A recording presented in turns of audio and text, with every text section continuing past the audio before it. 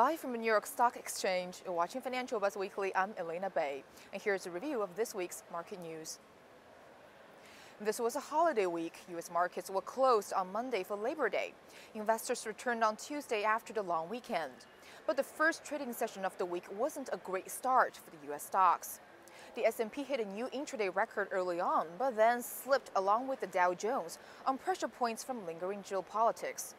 Home Depot declined, and after the retailer confirmed it could be the latest victim to have been hit by a massive credit card breach. Despite negative market reactions, the economic reports on Tuesday were fantastic. The ISM Manufacturing Index for August climbed to a reading of 59, marking the best level in 3 years. Separately, the Commerce Department reported construction spending rose 1.8% in July. Much like Tuesday, stocks were again mixed on Wednesday, coming off early highs as investors bypassed economic reports and instead focused on geopolitics. There was some good news coming out of Russia and Ukraine. Emerging markets rallied after Vladimir Putin proposed a peace plan. Investors cheered after Russia outlined peace terms with Ukraine on steps toward a ceasefire, but people soon realized not too much has changed over there, and the situation in eastern Ukraine continued to be a major concern for the U.S. markets. Moving on, the Fed's Beige Book, a survey based on reports from the 12 regional banks, showed the U.S. economy continued to expand during the summer.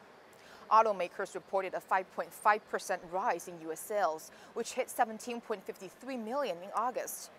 Factory goods orders jumped 10.5% in July, the largest gain since records began in 1992. But the Dow and the 10-year didn't move much on the headline.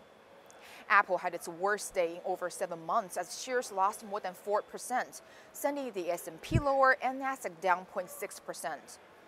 On Thursday, the ECB lowered its benchmark interest rate to 0.05%, but stocks declined for a third straight day, erasing record-setting gains in a late session shift as optimism over ECB's action faded away.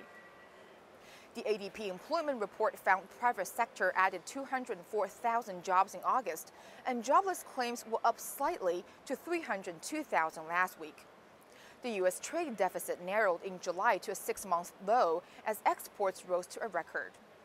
On Friday, U.S. markets opened drastically lower when the labor market reported non-farm payrolls added only 142,000 jobs, even as the jobless rate declined to 6.1%.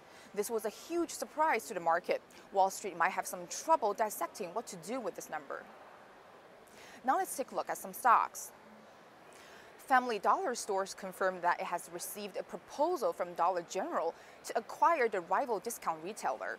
The fight to take over heated up when Dollar General offered on Tuesday to raise its bid for Family Dollar to $9.1 billion after the rejection of an offer made earlier. This time, Dollar General, the biggest dollar discount store in the country, added new provisions to provide more assurance to Family Dollar in case the proposed merger runs into antitrust issues. But the buyout effort could go bad if Family Dollar does not begin negotiations soon. Shares of both companies were up slightly on the news. Aerospace giant Boeing lost altitude this week when shares slipped 1.3% on Tuesday after a pair of downgrades from highly ranked analysts, including one who cut the stock outlook to underperform. This was the first underperform rating for Boeing since 2009. Investor sentiment toward Airbus and Boeing is likely to remain muted, as there is a concern over declining orders and increased cancellations.